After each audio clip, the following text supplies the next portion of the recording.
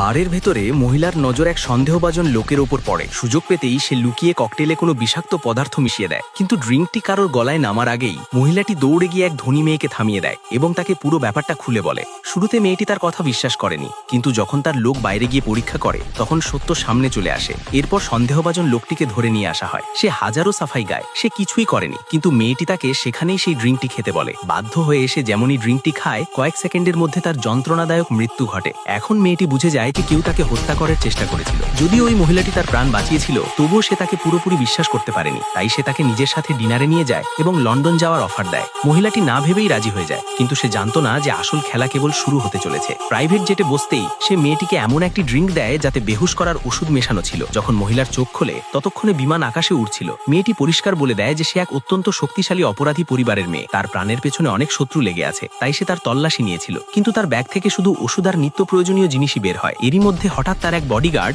বিশ্বাসঘাতক হিসাবে সামনে আসে। সে তার নিজের সাথীকেই গুলি করে দেয় এবং মেয়েটির ওপর বন্দুক তাক করে। তার উদ্দেশ্য ছিল এক অত্যন্ত বিপজ্জনক পরমাণু অস্ত্রের খোঁজ পাওয়া। পরিস্থিতি এতটাই খারাপ হয়ে যায় যে বিমানের দুজন পাইলটও মারা যায় এবং প্লেন নিয়ন্ত্রণ হারাতে থাকে। কিন্তু তখনই সেই সাধারণ দেখতে মহিলাটি সবাইকে অবাক করে দেয়। সে ভয় না পেয়ে বিশ্বাসঘাতকটির ওপর ঝাঁপিয়ে পড়ে। দুজনের মধ্যে তুমুল লড়াই হয়। অবশেষে সে তাকে বেহুশ করে দেয় এবং সোজা ককপিটে গিয়ে পড়তে থাকা বিমানটিকে সামলে নেয়। এখন মেয়েটি বুঝে যায় যে সে কোনো সাধারণ মহিলা হতে পারে না। তখন সে তার আসল পরিচয় দেয়। সে বলে যে সে এক পেশাদার নিরাপত্তা কর্মকর্তা এবং তার বাবা তাকে তার সুরক্ষার জন্যই পাঠিয়েছিলেন। মেয়েটি পুরোপুরি বিশ্বাস না করলেও সে মুহূর্তে তার কাছে বিশ্বাস করা ছাড়া অন্য কোনো উপায়ও ছিল না। কিছুক্ষণ পর দুজনেই নিরাপদে বুদাপেস্টে পৌঁছে যায়। সেখানেও মহিলা প্রতি মুহূর্তে তার সুরক্ষায় নিয়োজিত থাকে, কিন্তু সুযোগ পেতেই সে তার সহকর্মীদের সাথে যোগাযোগের চেষ্টা করে। তখনই সে জানতে পারে যে মেয়েটি আগে থেকেই তার উপর নজর রাখছিল এবং হোটেলের ঘরে গোপন ক্যামেরা বসিয়েছিল। এখান থেকেই সবচেয়ে বড় সত্যটি সামনে আসে। আসলে এই মহিলা কোনো প্রাইভেট বডিগার্ড নয়, বরং আমেরিকার গোয়েন্দা সংস্থা সিআইএ এর এক ইন্টেলিজেন্স অ্যানালিস্ট, যার নাম সুসান। বছরের পর বছর ধরে সে মাঠে নেমে লড়াই করা এজেন্টদের সাহায্য করে আসছিল,